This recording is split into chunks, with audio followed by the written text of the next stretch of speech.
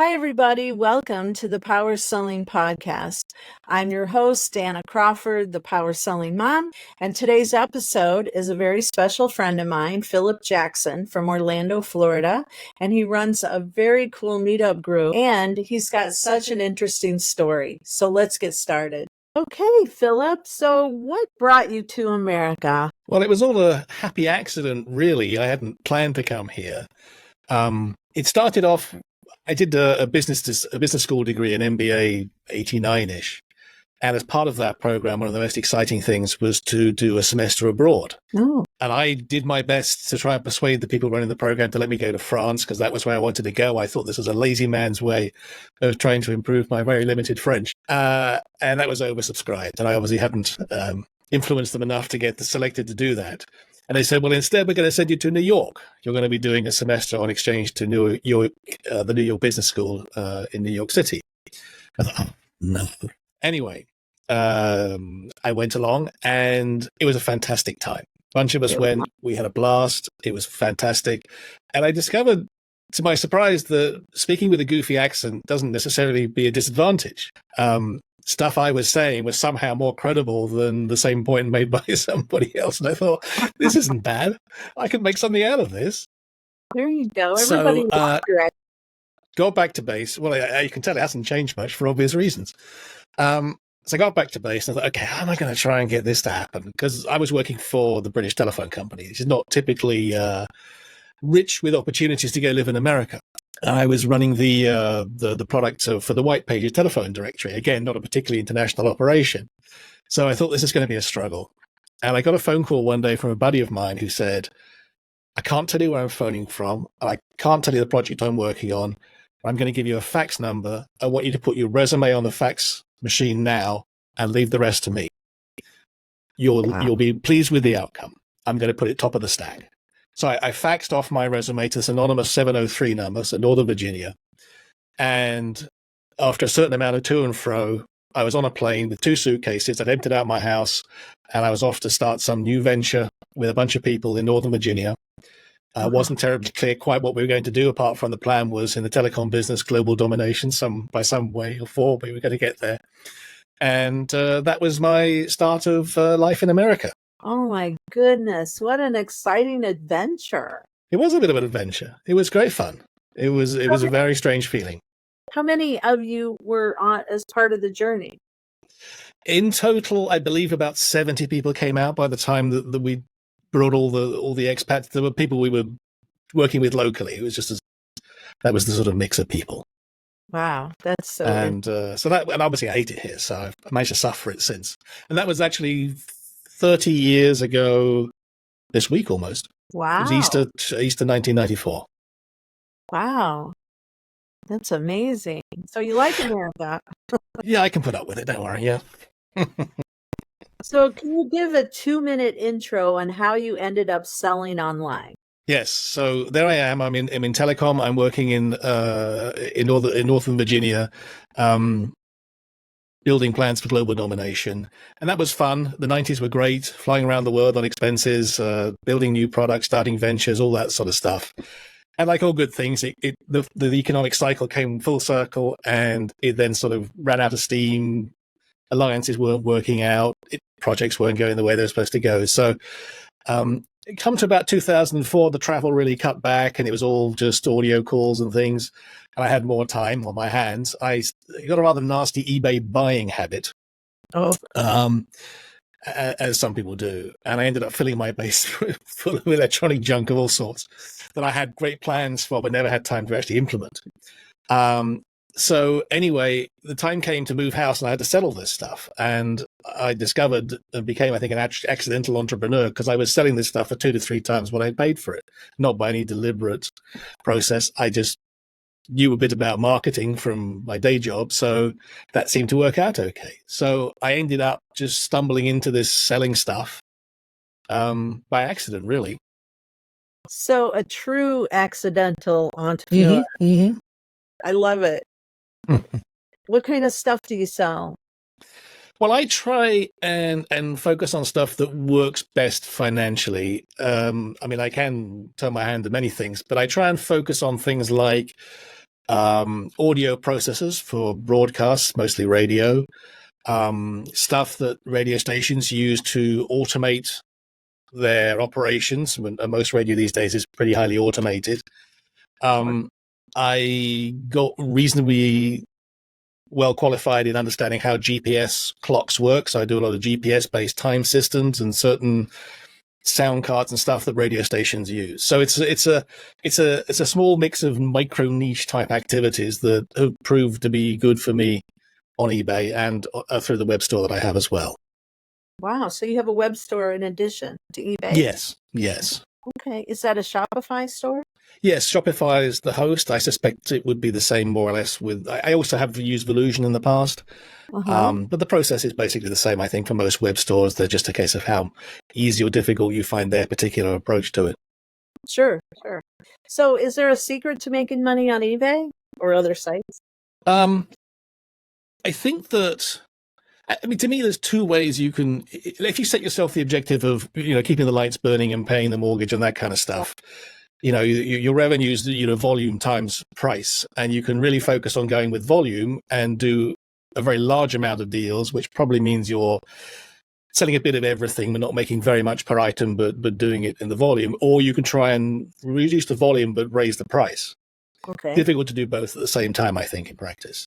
And I decided that the best way to go was to try and specialize in a few things and be reasonably good at those in order to be able to get a higher price rather than try and just do a bit of everything and basically follow the herd, if you like. And so I thought, when you were saying we should talk, I thought, well, maybe it would be a good opportunity just to try and maybe nudge. If you're on the verge of saying, doing this bit of everything is kind of hard work, just give that little bit of a nudge to say, look, there is light at the end of the tunnel. And if you are willing to migrate in the direction of specializing a bit more, actually, I think it's a much easier life. It takes a while, but it's an interesting direction to think about. So that's what I thought we would perhaps try and share today. No, I think that's really interesting because in my reselling world, of course, it's all over the board. And back in the day, it was like, okay, you don't need a niche. You don't need, you can sell anything on eBay. But I think that I think it has pivoted a bit more and things are changing a bit more. And I think that you are right on track. So I think that, you can share why do you go the specialization route? Sure. I mean, bear in mind, my background is I'm a product manager. So the way my brain works is that I look for things where you can make an upfront initial investment in some designing a product or an experience that you can then replicate and then print money pretty much when the lights out. That's the idea. It's not I'm not a custom shop. I look for repeatable opportunities. I don't rely upon the occasional home runs. Yeah. I just want stuff that will sell steadily, that I know I can buy at a certain price and sell at a certain price, and the margin is attractive, and I can do that time and time again. That's what I try and do, and that's the product manager mentality. So that's why I think the specialization helps me do that, because it's just easier to do. Yeah. I find that if you really know the thing that you're selling, it's quick and it's easy, it's risk-free, it's stress-free. So I can look at something that's listed for sale, and I do a lot of buying on eBay, for example. I instantly know what my buy price for that item is, and if it's below that, bingo, I can hit that button within 10 seconds of it posting on the platform and know I've got a good deal. I make fewer mistakes because I'm not having to sort of, I don't know, is this good or not? Right. I've done it before. I have the listing templates, for example. I just drop the new photos in. I have all the technical stuff. I know I can test it. I know I have all the documentation. So it just makes it much easier to do that. So, as from a sort of operational point of view, I have the boxes that fit that item. I know exactly how much it weighs, dimensions, that I can do the free shipping calculation in my head and all this stuff.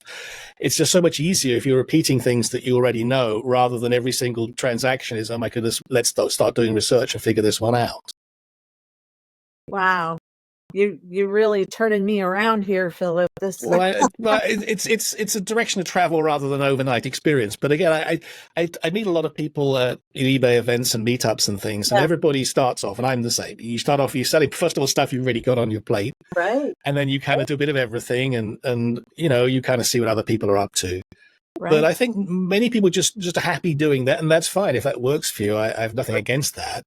I just think that lurking within every eBay business, and it's like a mediumly profitable eBay business, is a smaller business, but actually one that's quite a bit more profitable. That's the stuff that you want to develop, and as you do that, you can kind of shed stuff off around the edges a bit and begin to and I'm always honing in. I'm always trying to be more specific, and Sure. I'm not going to do the 2000 model anymore. The software doesn't work, or whatever it is. Right. Constantly trying to refine it to basically maximize the return on the amount of time that you put, because time is the limiting factor.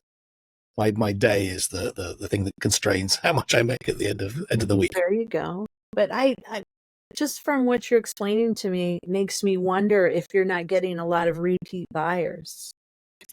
Yeah, I do get some. I don't count on that. Okay. I would write every listing from the point of view they know nothing about me. Okay. And I try and answer all the reservations and provide that reassurance and stuff in the listing. And there's no assumption that you know anything about me. And you won't find much about me on social media or anything anyway. So it has to be in the listing. I don't really want them going off and looking elsewhere anyway. Yeah. The worst thing you can do is drive someone off your listing. Yes, that's true. So how do you create trust on the marketplace like eBay? Well, it's difficult because if you think about it, eBay, really controls everything. I mean, everything's eBay branded. You don't get much of a say in terms of how things are presented, but you have a little bit of a say. You've got that in the search results. You've got a little thumbnail photo. You've got a title.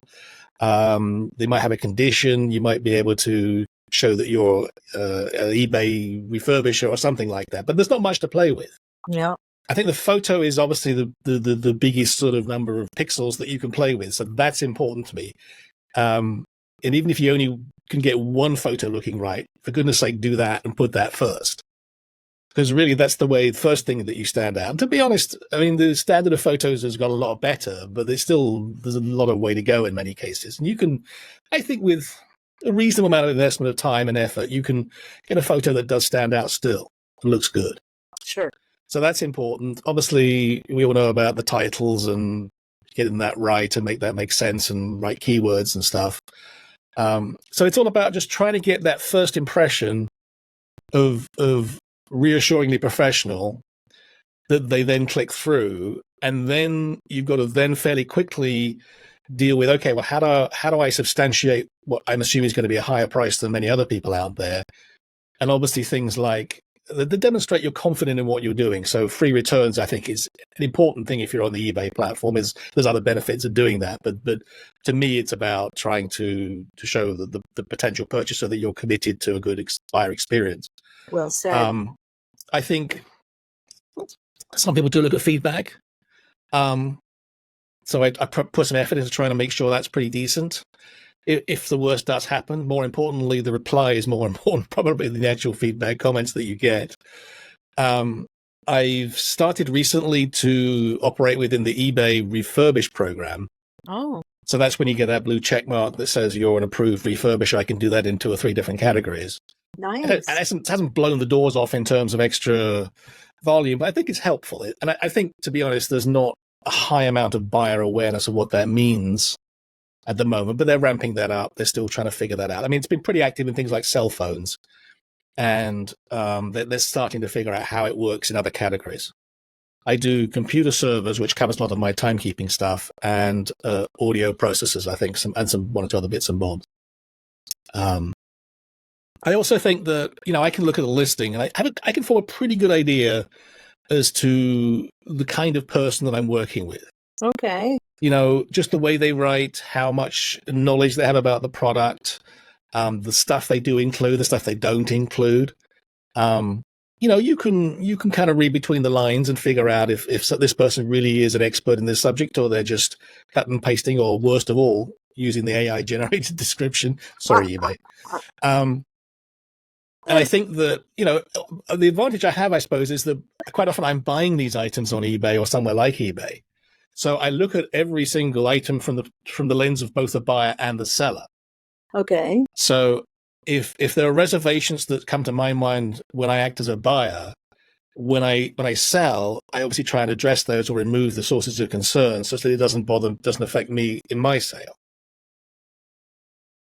And also, I also think that, again, as part of trying to come across as someone that's professional and on the buyer's side, if there are the information that the buyer will need to put the item into service, whether it be a close-up of the back panel that has all the connections and stuff on it, or a decal on the back that gives you the spec or the model number, or instruction manuals or installation guides, all that stuff I would try to put in the listing as well.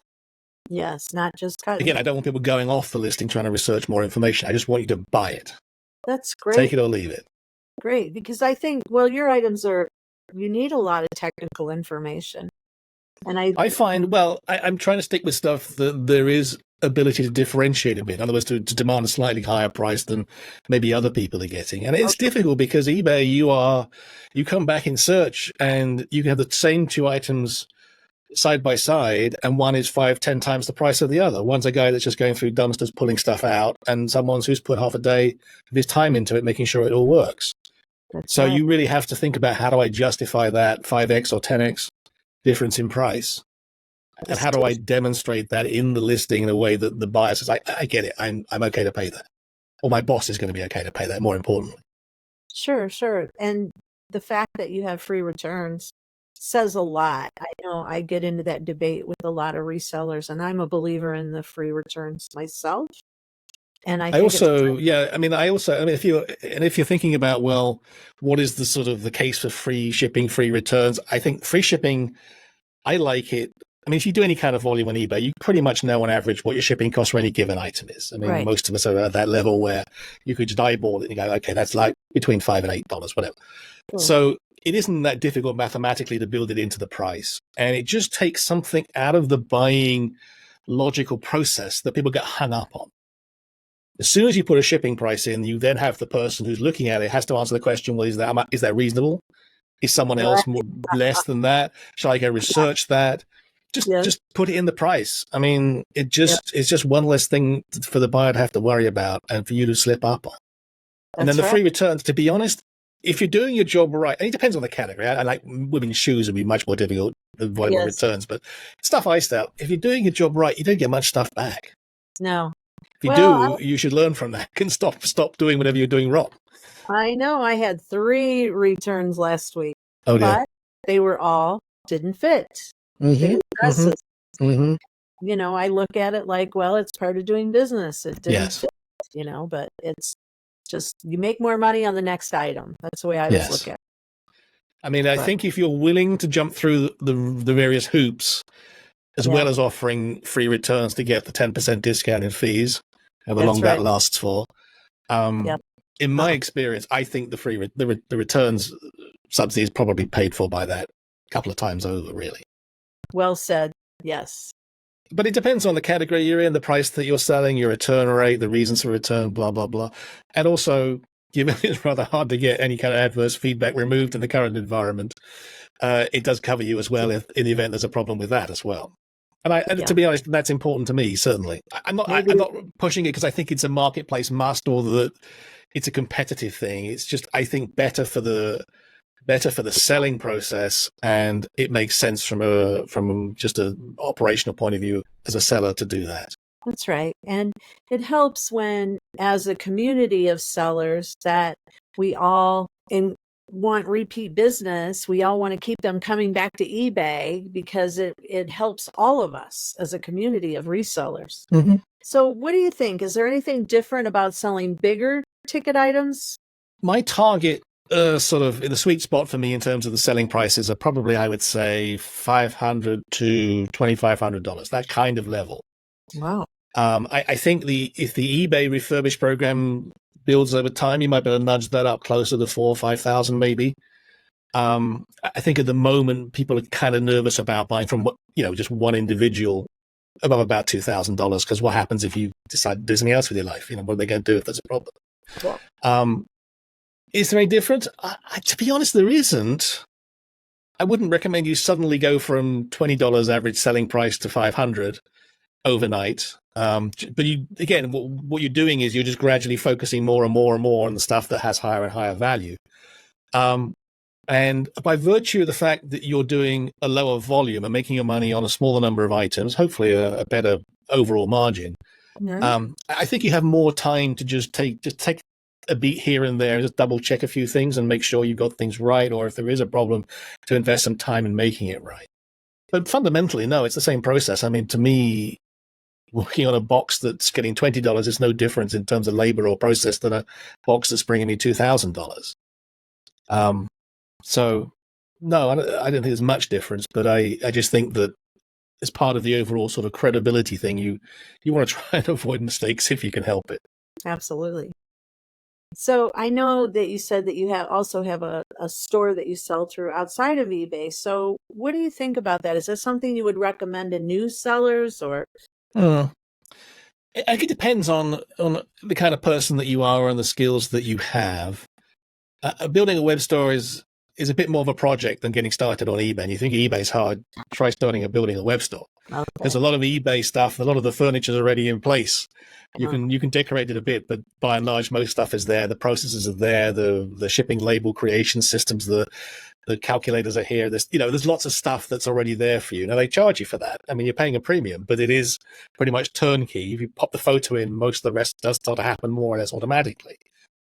A web store has far less provided by the store operator. You have to do a lot more of design and thinking for yourself and figure out your own FedEx or UPS contract sometimes, or how you're going to lay the page out, or what you're going to, it's a more, you're building your own operation. Now it's nice because you can do any way you like. You can't go tell eBay, I don't want all these ads appearing on my pages and I want this to be here and I want a bigger photo there.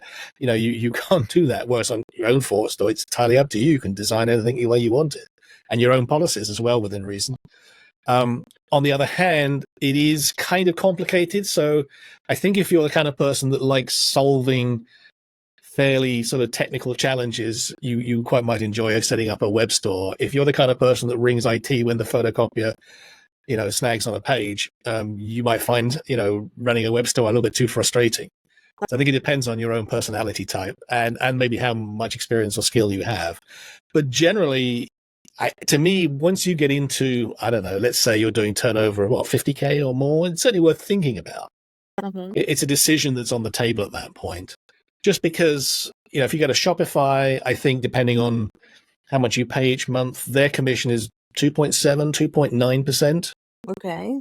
Versus what eBay is, some of the rates are 13% for some categories. Yes. So there's an extra 10% you're paying to eBay for all that stuff they do, which is nice because they do a lot of marketing for you. I'm not knocking it. Yes. And that going below 3% to a web store is not just free money, because you have to go do the stuff that eBay does, like go and buy exposure on Google or get on the social media and drive people to your site or start podcasts to get people in or whatever you want to do. Good point. So it's not an apples to apples comparison.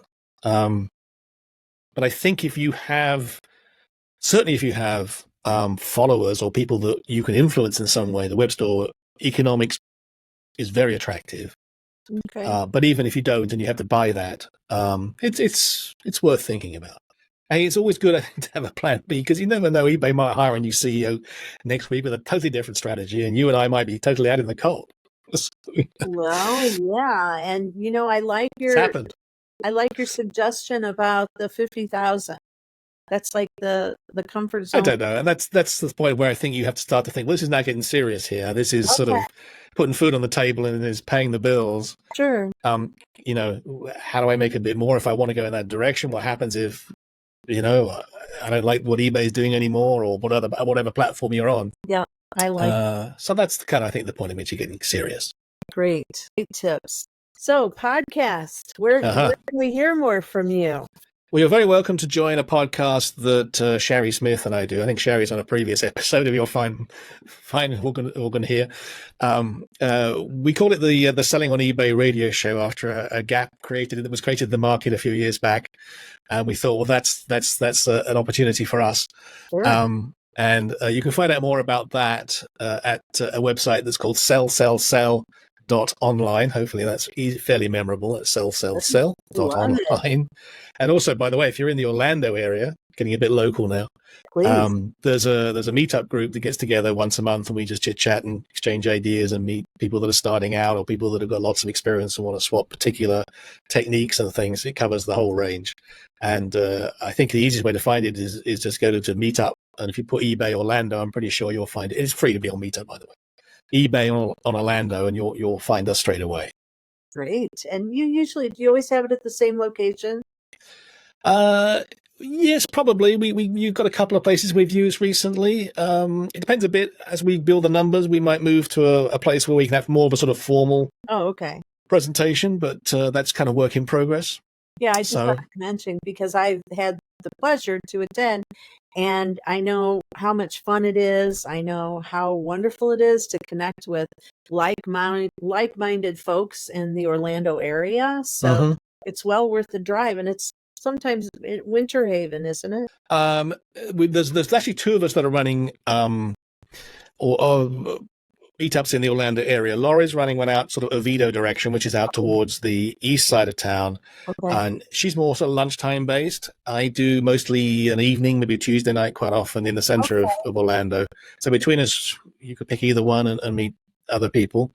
And I think kind of people got out of the habit of doing these things with the pandemic, and it's a bit of a struggle trying to get people to come back in. But you don't. Yeah, you can go on you can be with 2,000 other people joining in on a upcoming eBay seller check-in and thinking getting the information, but there's no chance really to answer questions or talk face to face in that situation. And there's just no substitute for sitting down with someone for 10 minutes and just picking their brains.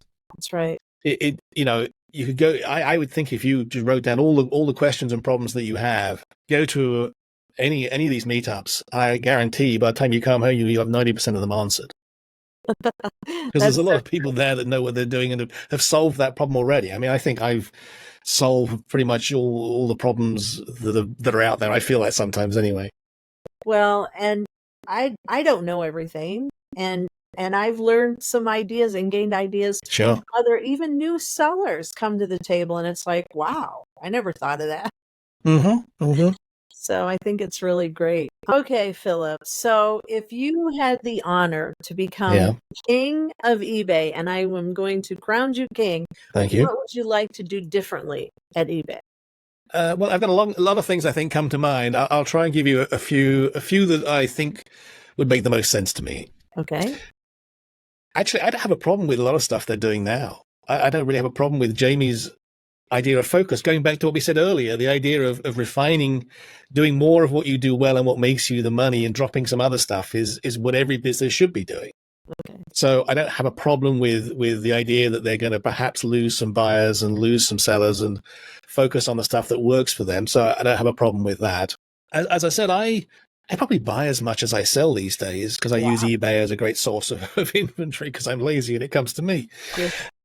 I don't think the buying experience has really changed much in, 10 years, probably 15 years. There's not a lot really that's happened in terms of the way sellers interact with buyers. And I think what happened was, 14 years ago, they took away the linkage between some of the buyer's ratings of sellers from the way that sellers got represented on the site and their bills and stuff. And I think they just focused on a couple of things. And there were reasons for that. I totally understand. But decoupling the buying experience from the way that you reward acknowledged sellers has basically caused the system to stagnate, in my view. And sellers will manage to whatever metrics eBay puts in place, and they will go after that totally fastidiously. So if eBay says the things that we care about are on-time shipment and getting something out the door, people will do that. Now, it might be badly packed, it may not be the right item, it may be poorly prepared, but that is a measure. So I would take a step back and say, okay, well, let's try and figure out, really, it's time to look back at the buying experience and figure out what makes that good. Because to be honest, I find it's a very mixed experience dealing with sellers on eBay. I mean, some are very good. Because I'm buying low and I'm selling high, I'm dealing with perhaps the lower strata. So maybe my perspective is somewhat skewed. But I do feel that eBay doesn't measure that stuff, and therefore sellers, to be honest, it's not their highest priority. Interesting. So as part of that, as part of my new regime, Yes. I'm going to have a new measurement system Okay. that does really focus on the buyer experience. And shock horror, it's going to be some subjective components to this, because you can't ask a buyer for their opinion without getting some opinions back. Yes. But I do think that if it's done in the right way, and there's some safeguards in there, and you can understand where it's coming from, there's no immediate punishments going on. I think rewarding the sellers that do delight their buyers is a good thing. The other thing that I don't know eBay that well. I mean, you've been there. I mean, they don't let you wander around and just poke your nose into stuff. If you go there, you're chaperoned and given a very controlled view of the world. And I feel sometimes that, I don't know if there's a marketing department really. I think what you have is the various sort of product fiefdoms that go off and build ever more impressive train sets. But there doesn't seem to be a marketing function that says, well, actually, that's not really the most important thing for you to spend your money on. We should have this. This is what the market wants. And if you listen to even Griff on his own podcast, he gets frustrated that even he doesn't seem to have any influence over these product organizations who are given a big bag of cash to go off and build stuff, typically driven by some whizzo technology they'd like to play with. And marketing is more a downstream activity of trying to make sense of what comes out of the machine and foist that on the long-suffering buyers and sellers. And it's not there at the front end in terms of determining what the company goes off and really decides it wants to do. Okay. So I would flip things around and think about how marketing works with product, rather than product just is the fox in charge of the hen house. So switch things around how marketing works with product. I mean, when I used to do this for a living, I was used to the constant sort of friction between marketing saying, well, this is what we need to proceed and compete against in the marketplace, this, and this. And those product would have their own ideas as to what they want to do. But product couldn't get the money without marketing agreeing it was a corporate priority, and that was really the best use of the cash. Okay. I mean, it could be happening, but I don't really see it working like that in eBay. Okay. I think Jamie says, and they all go off and build something. I mean, a lot of things they work on. I go, well, that's interesting, but does it move the needle in terms of the experience of buyers and sellers? And I think, well, I mean, to date this a little bit, they just came out with this thing where they were going to change the way that feedback is presented. Right. And it says verified buyer or something. Right. And that's going to go into all sorts of systems and tests and experience and research. It's probably $1 million plus of just to change that. Yeah. And okay, that's fine, but was that money the best way of spending that amount of cash? Yeah. I suspect if there was a marketing department, they go, that's very interesting, but doesn't make the cut. What's the next idea? It's just I just sit here and I can't see behind the curtain. You occasionally see a shadow of something moving behind, but that's about all you get in terms of a clue. I think also they've painted themselves into a corner because they've had a couple of CEOs that were very secretive and got themselves, I think, in a bit of a difficult situation with sellers, and that then sort of compounded, and they had more secrecy and less information and more secrecy. And I don't think it would do them any harm to be a bit more honest, to share research or share their thinking. Or, I mean, I'd like, for example, to have a basic change log on the site that just says this is the stuff that's been changed lately, not the little tiny stuff, but we're running an experiment. You may see this, and by the way, click here if you want to send a comment to the guy that's running that project. Do you like it or don't like it? So when something changes, you wouldn't do like email a ton of people saying, has this happened for you? Do you see that? Is it new? Is it a test? And is it a bug? And we all run around, creating all the podcasts and blogospheres, and everyone goes crazy going, oh, is this the new, just you could publish. I mean, eBay's pretty much unique. I mean, it's not as though there's 15 other eBays that are competing head to head with them for whom that information is going to be gold dust. It's not. It's just tell us. And I think lastly, and I don't know, I can't, I've worked in telecom, which is a funny business because companies are either one of two things. They're either big fat monopolies making huge cash, or very, very small, new entrants who are struggling to survive. So I've had experience of working for big fat monopolies and small companies where everything's a struggle. And I kind of feel eBay somewhat more in the former category. And yes, back in the day, you could have a pretty lavish setup in terms of how you looked after your people, the benefits you gave them, and the environment and stuff. But I think the chill wind of the current environmental climate has not quite blasted through the halls down at San Jose yet. And I think, to be honest, that's a strategic variable that they've yet to really play with. And I think that's on the agenda now. And I think they've hit the point where increasing fees is a self-defeating proposition, because people are just migrating to other platforms, and people like yourself are trying to encourage that to some extent and make that easier and easier and easier. I mean, 5 years ago, it's very hard to do, and the sellers were very sticky. And once you've got them on the site and you've got inventory out, they ain't going anywhere. Well, that's all changed. It has changed, and that's good. yeah. So I think that I would go after the one thing that I think they really haven't shone a bright light at, and that's really the whole cost structure. Very well said. Okay, well, there you go. Well, that's me, king of eBay. Yes. I'm unlikely to get the gig, I think, on the basis of that. But anyway, it's the conversation that we sometimes have at the meetup and stuff. Is what would you change? What do you think's going on? Great. I think it's great, and I think that hopefully somebody will hear it, and get some ideas, or maybe internally you'll get passed around. I don't know. But I don't think my phone's going to be ringing off the hook somehow. Well, you may get a key to the land. I may never be invited back. That's the more likely scenario. The mothership will clean you up. You never know. So, but I really, really enjoyed this conversation with you today, Philip. It was well. Thank you for the opportunity. It's been fun, and like I say, there's lots more of me out there on the podcast circuit. If you're so inclined, sell.online, and also Sherry's with me doing that. So have a look at her interview as well. We're quite different in the way that we operate, and I quite like that, because I wanted to work with someone who is almost the exact polar opposite of me. Okay, yeah, I'm definitely going to check you out. So everybody head over to sell. It's a bit basic, but it'll bring up what you need. I love it. It's a brilliant concept for a podcast. So good job. Bravo. You've come a long way, Philip. I've known you for quite a while now. Well, I spent many years hiding, thinking that I figured out a way of making money on eBay, and I'm not going to tell anybody, because I thought that if I expressed any of this stuff, I'd have 300 people doing the exact same thing I was doing.